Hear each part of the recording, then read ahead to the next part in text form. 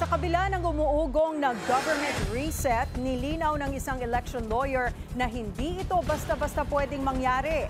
Legal daw ito pero kailangang bumaba sa pwesto ang presidente pati ang kanyang vice-presidente.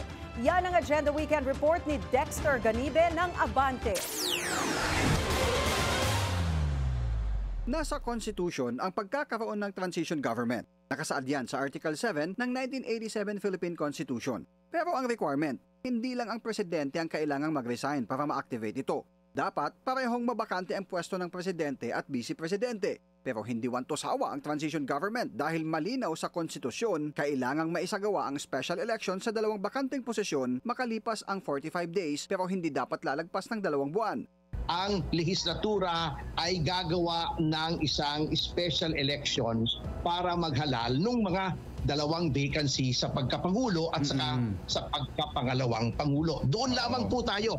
Ayaw po natin ng lalabas po tayo doon po sa bakuran kumbaga ng ating konstitusyon. Pero hirit ni Kontradaya Convenor Danilo Araw, para matiyak na mangyari ang pagbabago, kailangan ng extra constitutional mechanisms para sa isang transition committee upang maiwasan ang anumang hocus-pocus sa special election. Totoo po, inaamin namin ang Transition Committee wala sa saligang batas. That's why it's called extra-constitutional. Pero itong mga ganitong klaseng sitwasyon natin would call for certain extra-constitutional mechanisms para masigurado natin na ang pagbabago ay mangyayari. Hindi rin anya kailangang sumali ang ruling class sa Transition Election Committee.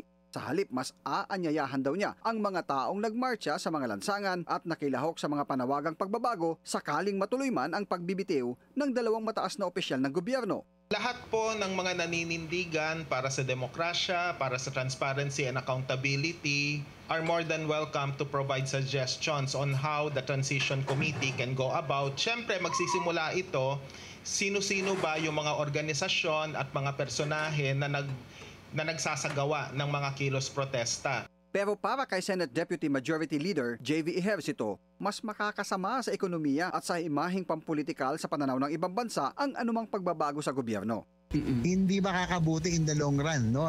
In the short and in the long run sa ating bansa. It will be magkakaroon ng uncertainty, political uncertainty, instability.